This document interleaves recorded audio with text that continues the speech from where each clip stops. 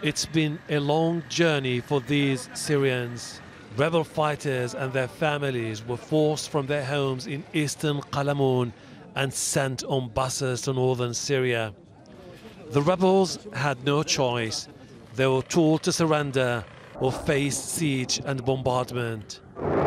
Qalamoun, a mountainous area near the capital Damascus, was once a rebel stronghold, but government troops have recently managed to recapture most of the area following a major military offensive.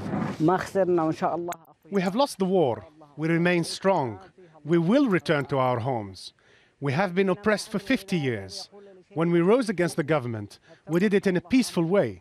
What we wanted was political reforms. We agreed to the evacuation deal to protect civilians, so we handed over control of our town to the government in exchange. Rebel fighters were forced to leave behind their heavy weapons, armored vehicles and tanks. It's 7 years since the Syrian opposition was gaining territory and advancing towards the capital. Now the Syrian army, backed by Russia, is on the offensive.